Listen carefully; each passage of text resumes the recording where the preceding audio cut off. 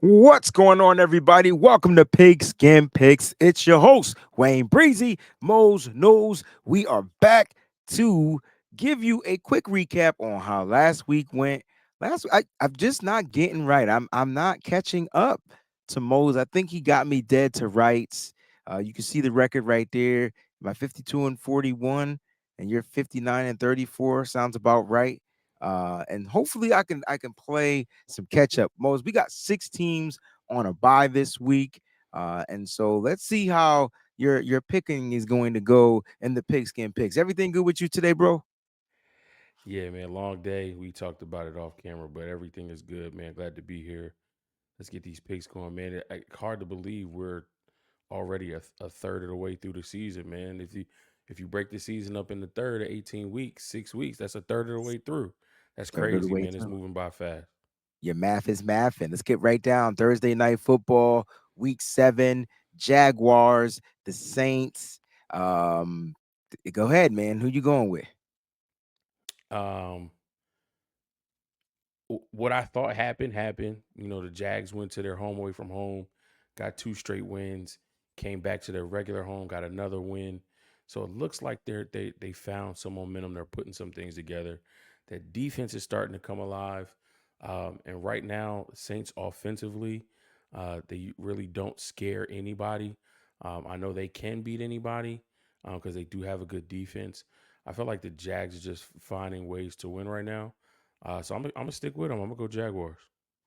Yeah, this one is tough for me. Like, you got Trevor Lawrence dealing with a knee injury.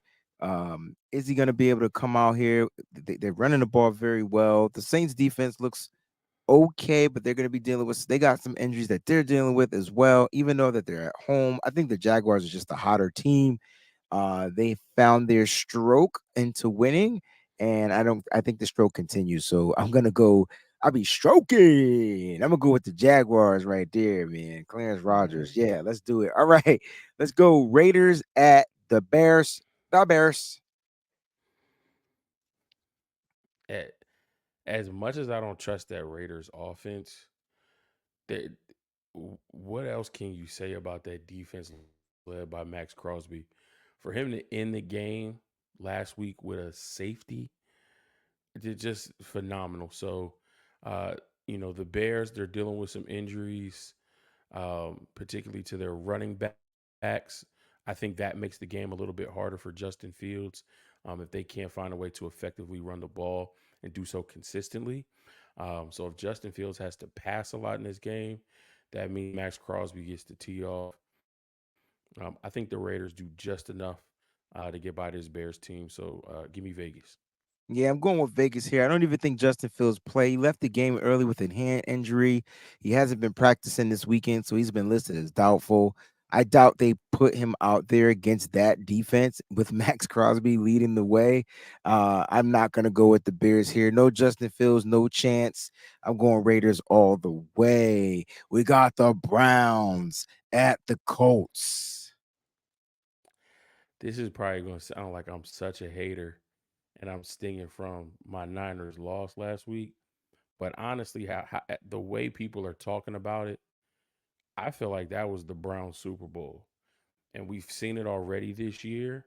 That emotional letdown after such an amazing, like, they put a lot of effort into that game against the 49ers. So now, they're going on the road. No Anthony Richardson, so they think this game might be a little bit of a cakewalk. I think the Colts find a way to run the ball with Jonathan Taylor and Zach Moss, especially if those guys stay healthy. Because we've talked about it. If Debo didn't go down, if Christian McCaffrey didn't get banged up in that game, the outcome could have been a little bit different, right? I think the Colts find a way to run the ball at home, and I think their defense shows up no matter who the quarterback is. I'm going Colts. Yeah, I'm gonna go with the Browns here. I think they're gonna ride the that hot horse in their defense. Their defense put up and stop probably one of the more potent offenses in the NFL. Whether it was injury or not, they held that offense to 17 points. I just don't see the Colts offense being anywhere near the magnification of that, even with Zach Moss, even with Jonathan Taylor, who I think is still finding his legs. I think the defense is pretty much spot on. I think they're gonna go ahead, and if they do got to go with PJ Walker again, and they run that screen game, good luck, because the Colts are going to be missing one of their interior defenders who has been suspended for PEDs. So it's going to be tough. The defense is going to have a problem possibly with stopping the low powered, and that's a shot at them, Browns offense. But I'm gonna go with the Browns here or whatnot. I think they continue to ride the defense. Pause. Bills at Patriots.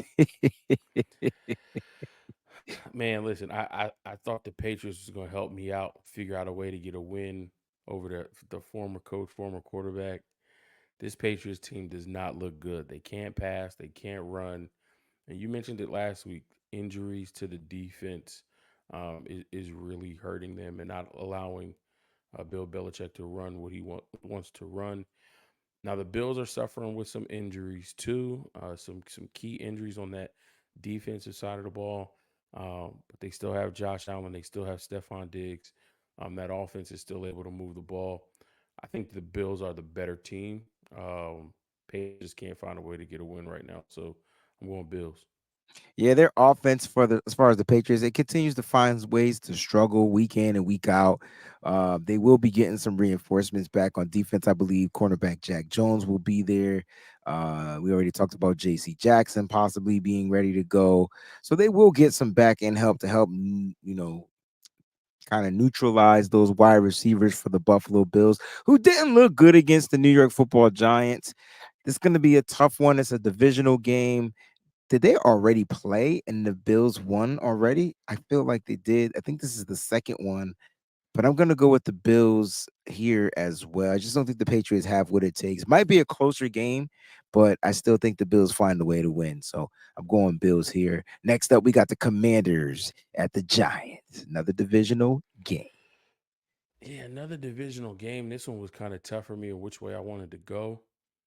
Because the Giants did look good at home against a Buffalo Bills team, and the Commanders are a team that is struggling.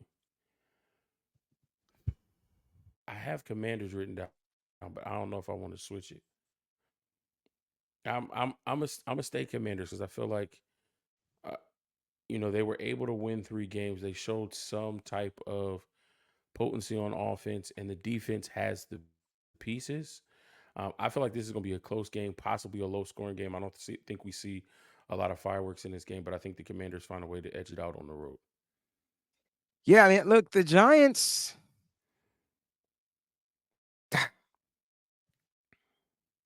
I gotta go Commanders. There's nothing good to say about the Giants. I don't even know if Daniel Jones is gonna play. They look pretty decent with Tyrod Taylor. They were moving the ball a little bit better.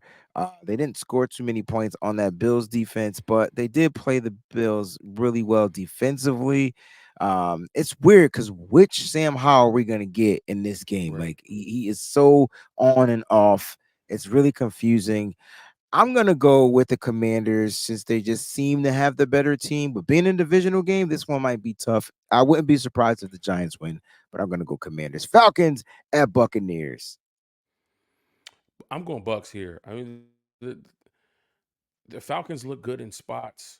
I thought they were going to win at home because they always win at home, and then, of course, they let me down last week. Um, Again, you talked about Sam Howell. What Desmond Ritter are we going to get?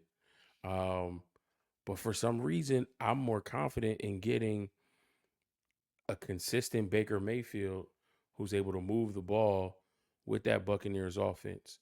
Um, and I think coming off a tough loss last week, they want to rebound themselves. So I'm going Bucks over Falcons. I like that. And I'm going Bucks as well. I know Baker's dealing with a little injury, but they'll probably try to establish that run game to kind of like help, spread out that defense back there, back them guys up just a little bit.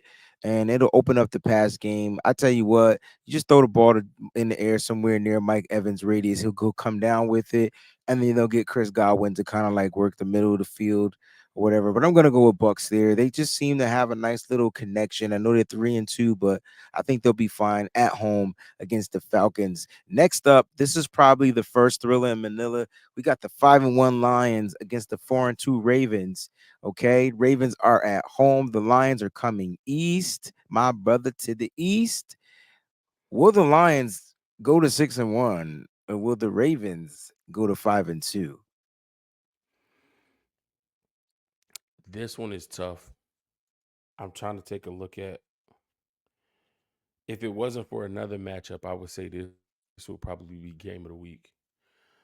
Um, the Lions are an exciting team. They are playing consistent football. Um, the Ravens, while they're 4-2,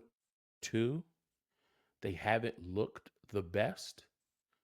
But this is one of those games where I'll take experience and battle testedness over the Cinderella team that's just hot. Mm. And I think the Lions on the road, you know, um, playing against a Ravens team that has Lamar Jackson, who's going to find a way to move the ball not only through the air but on the ground. He's getting Mark Andrews involved. Zay Flowers is doing his thing. And then that Ravens defense, I think, is going to find a way, um, to confuse Jared Goff a little bit. I'm going to go Ravens here. I'm not 100% confident in it. I think this is going to be a great game and one that I'm definitely going to be watching closely. But I'm going to give the Ravens a slight edge being the home team. Interesting, because I really want to go with the Ravens. So since you chose the Ravens, I'm gonna go the opposite way. The only thing that I'm questioning is the run game for the Detroit Lions with the injury to David Montgomery. Will Jameer Gibbs be that guy? I just feel like the Ravens have a weird running system as well. You do have to attest for Lamar Jackson if he ignites. But I think the Lions are just in sync. They just added another weapon to their arsenal with Jameson Williams, and now he's throwing the ball down the field. I would like to see the matchup, the Ravens safety with Sam Laporta. Like, is that something we should watch Oh, out for? yeah. Kyle Hamilton over Sam Kyle Laporta. Hamilton versus Oh, Laporta. That's come crazy. on, man. Oh man. So listen, this I'm gonna keep it a buck. 1 o'clock. This is the game. Like 1 p.m. This is the game. But I'm gonna go with Yes, the sir. Lions here. I'm gonna change it up a little bit. Now, I mean, Steelers at the Rams. Ugh. As much as I don't like picking them, um, I think the Rams offensively find a way to get the win here. Um, I just got to think who on that secondary is going to cover Puka Nakua and Cooper Cup. Now, the Rams have some running back issues because Kyron Williams won't be playing. Um, but we know Sean McVay, while he loves to mix in both, he can have a game where it's just all pass. And he'll figure out a way to move the ball and be creative in doing so. Um, Steelers, I'm still not sold in Kenny Pickett. The run game hasn't been effective. Steelers fans will tell you they hate Matt Canada. They hate his offense. They want him out of there. So I'm going with the Rams again, being the home team, and not sold on the Steelers being able to put points on the board. Yeah, I'm going with the Rams here too. I just think that their offense is too high powered, and I know it's weird to say for that Steelers D. And I think the Rams find a way to pull it out at home. Let's go to a divisional matchup between the Cardinals and the Seahawks. Good old NFC West battle. Who you got? Yeah, unfortunately, somebody has to win here. Um, the Cardinals look like they were able to do some things, but after a couple of losses, and showing that they're really not on par with beating some of the upper echelon teams in the NFL. They just don't have enough pieces offensively and defensively. I think the Seahawks do. I think they're going to be able to run the ball. Geno Smith has been able to spread the ball out with those receivers that he has, DK Metcalf, Tyler Lockett. And I think the defense is going to be able to get after Josh Dobbs enough. Give me the Seahawks at home.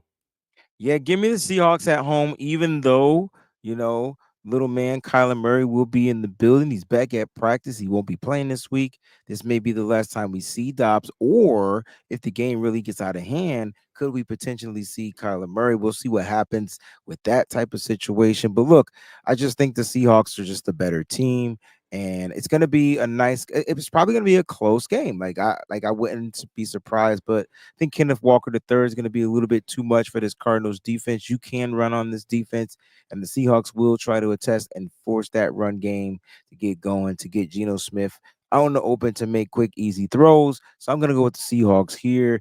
We got the Packers at the Broncos. I looked at his stats, and for some reason, statistically, Russ isn't having a bad season. No, I think he's got over 1,000 yards. just He's looks got 12 bad. touchdowns to Makes only bad four decisions. interceptions. Yeah, But it just looks bad. And if you looks really think bad. 12 touchdowns to four interceptions, what is that? 4-1, 3-1 ratio? Like that's not Mhm. bad. Three, but Um, just so looks it's confusing me because what we see with our eyes isn't what the numbers are telling us. And bad. Gotcha. selfishly, I want them to continue to lose because I need our 49ers to pick up the phone and make a trade for Pat Surtain.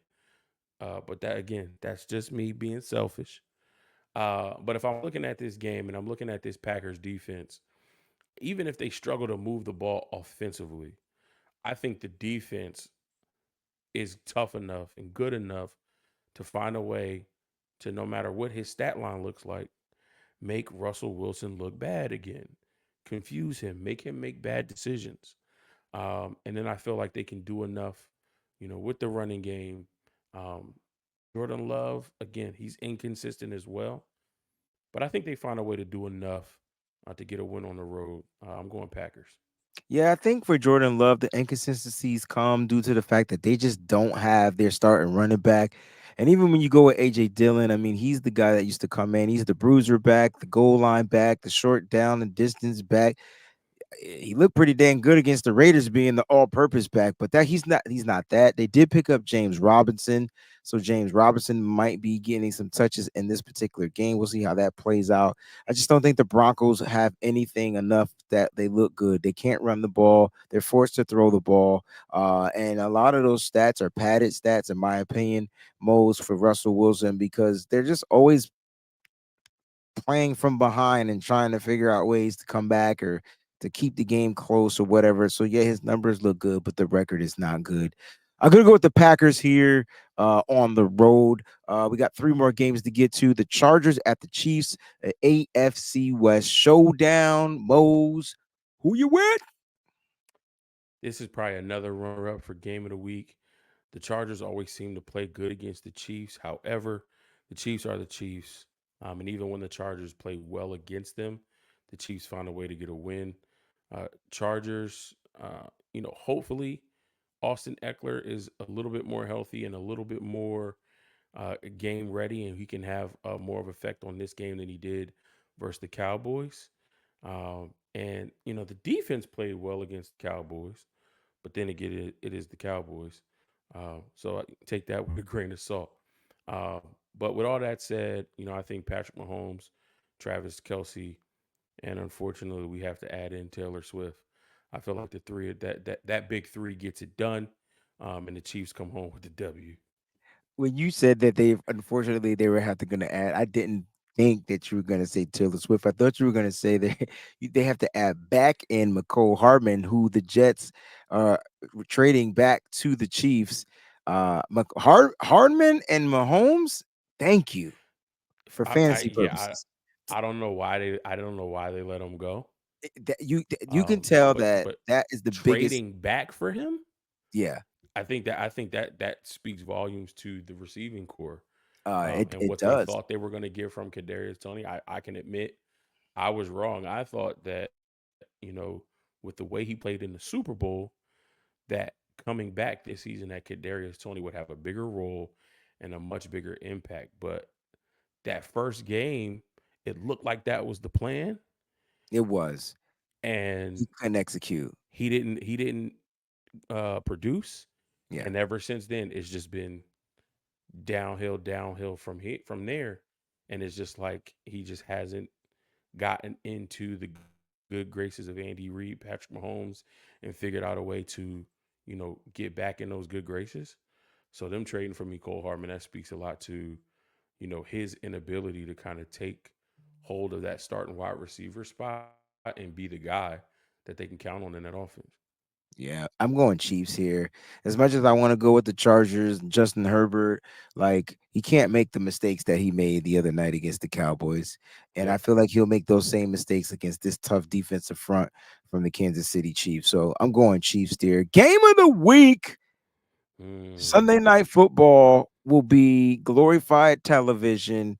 Everybody will be tuned in from their cars, their hot boxes, showers, whatever. They're gonna be into this game. It's the red hot offense of the Miami Dolphins and the ice cold offense of the Eagles, but the defense is still playing well enough because that team is 5-1, two 5-1 teams. They go at it. Mose, who you with? This is going to be a dynamite football game. I think if there's one thing um, that doesn't bode well for the Dolphins is that the Eagles lost and that Jalen Hurts had a bad game with 3 interceptions and one costly interception at the end of that game that really cost them the game and put the Jets in position to get the go-ahead touchdown. So knowing him and knowing how he plays, he's going to play with a different fire and a different motivation this week. With that said, this Miami Dolphins offense is prolific. What Mike McDaniel has done with this team in a short amount of time is special. And one of the things that is an Achilles heel for this Eagles defense is that secondary. So they brought in Julio Jones, but they didn't bring in any reinforcements for the back end, those corners and those safeties. And you got to deal with Tyreek Hill and Jalen Waddle. And if the offensive line can find a little crease to let Raheem Mostert go crazy, you're talking about speed on speed on speed. With that said, I got to go with the Dolphins, man. I think they do enough on offense. And I think the Eagles right now are struggling in that area. Um, Shane Steichen, I think he was had a lot to do with the success of this Eagles offense because I think you saw that when he was with the Colts and what he was starting to do with Anthony Richardson before the injury. So new offensive coordinator, still trying to find the rhythm, still trying to get all the pieces together. Um, I think we have an offense that's just high powered. And as much as the Eagles try to stop it, I don't think it's enough. So give me the Dolphins Sunday night. I like it. I like it. I'm gonna go against the grain here. I don't want to pick the Eagles 'cause I don't want them to be 6-1, but I do think their defense will be stout enough to put a little plug into this Dolphins high-powered offense because they have a guy named Hassan Reddick who's going to make Tua welcome to the NFL, to the NFC, to the city of Philadelphia. Just welcome, my brother. Welcome. Tua has not been hit yet or been tested yet. You saw what the Buffalo Bills defense did to the Miami Dolphins. And I think the Philadelphia Eagles may be able to do something in particular. I know the Eagles are struggling in the secondary with the injuries to Darius Slay or whatnot, but I just feel like this Eagles defense is going to come and punch them in the mouth. They get a young kid named Nakobe Dean back. He's going to provide speed off the edge as well.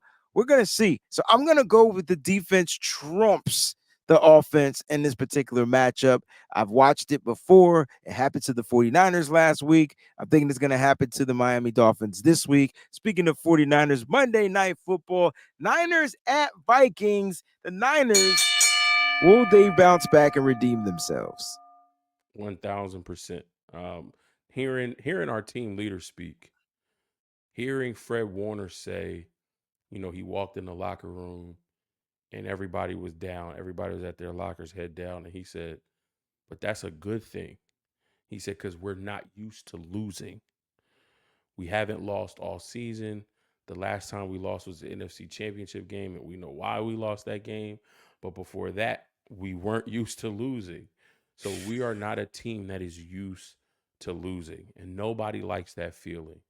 So now that we've had that feeling, I think we go on another run, and it starts Monday night because we don't want to feel that way again.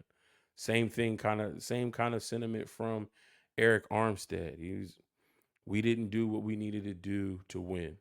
Mhm. But that game is over. We're going to go back in the lab, watch the film, make corrections, and we have another opportunity on Monday night to put good film out there to get us back on the right track. I think even with the loss, this team is focused. We know what the goal is, and we know what we have to do to get there. And this Vikings team that cannot run the ball offensively, and it has a defense that is also struggling.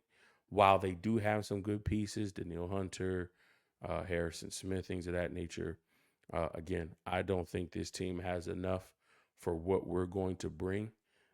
And that's even if we don't have CMC or Debo, even though things are trending in the right direction. I think this team is motivated and ready to bounce back from a tough loss. That even how tough it was, it could have been a win had we made a kick. Give me the Niners Monday night. Yeah, it's Niners for me. Um, I don't think there's going to be a week I don't pick the 49ers, but after coming off of that loss, after being real hot-headed, I think, more importantly, the loss that they suffered, I think it was more like all the stuff about the blame game. Like, was it the kicker's fault? Was it this fault? And when you got certain players come out and says, nah, it was all our fault. Like, we couldn't do this. We couldn't do that. And then I don't even think the players gave credits to the Browns. Like, that's the funny part. Like, I don't think they was like, yo, credit to maybe Fred did credit to the Browns defense, but no, like the Niners realized they made 12 penalties, 12 mistakes, 12 this, 12 that. They'll fix it, they'll correct it, they'll get back into the winning column and get ready, NFL, because the Niners are coming for that Lombardi. And it's gonna be a crazy quiet storm. I can feel it. I can feel it. Mose, that was fun, man. I think I got 2 against yours, and so we'll see what happens. Uh 3. 3. I picked 3. I know. Okay, you got it. You wrote it You down. got I'm not gonna argue with you. You got it. you got I Browns. picked. I picked the You Eagles, the got Browns. Lions and Eagles. All right, there it is, man. Hopefully, I could catch up. Jeez, 7. Yeah. So 7. last week we had 3 differences, and I went 2-1. So Mhm. this week we got 3 differences, and we'll see how Hopefully, we I do could with go those 3. 2-1. Guys, thank y'all so much for tuning in to Pigskin Picks Week 7, baby. We'll be back for Week 8. Enjoy Week 7 of football. We'll see you next week. Peace.